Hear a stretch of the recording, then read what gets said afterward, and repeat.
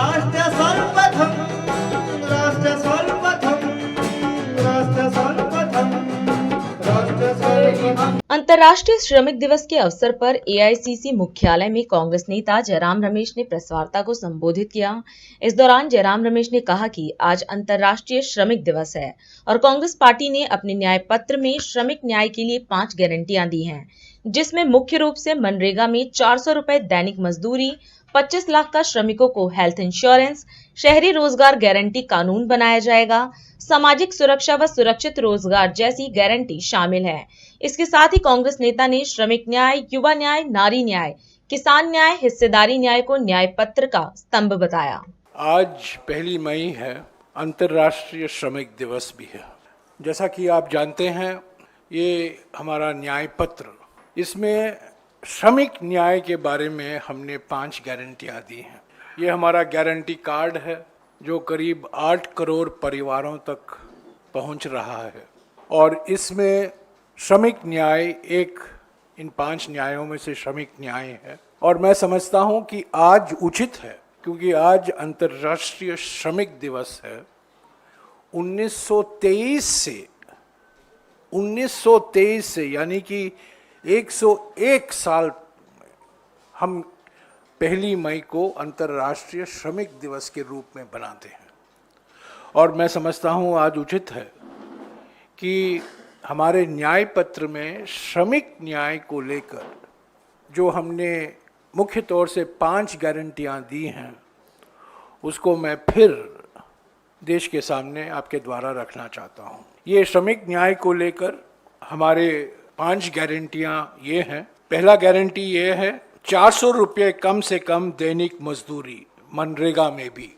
ये है असली 400 पार की श्रम का सम्मान। 400 रुपये कम से कम दैनिक मजदूरी मनरेगा में भी। दूसरा गारंटी है श्रमिकों के लिए 25 लाख का हेल्थ कवर होगा, हेल्थ इंश्योरेंस होगा। राजस्थान की सरकार चिरंजीवी परियोजना को लेकर जो हमने किया था राजस्थान में, अभी हम सारे देश में हमने गारंटी दी है। 25 लाख रुपए का हेल्थ कवर होगा, मुफ्त इलाज, अस्पताल, डॉक्टर, दवा, टेस्ट और सामग्री, और जो सर्जरी भी होती है उसमें इस 25 लाख में जुड़ा हुआ है। तीसरी गारंटी ये है कि जैसे हमने 2006 में महात्मा गांधी रोजगार गारंटी परियोजना की शुरुआत की थी, महात्मा गांधी रोजगार गारंटी एक्ट पारित होने के बाद, ऐसे ही शहरी रोजगार गारंटी कानून हम बनाएंगे। राजस्थान में बना था, उसी तरह सारे देश के लिए हम एक शहरी रोजगार गारंटी कानून बनाएंगे और उस कानून के तहत शहरी इलाकों में रोजगार की गारंटी हम दे रहे हैं।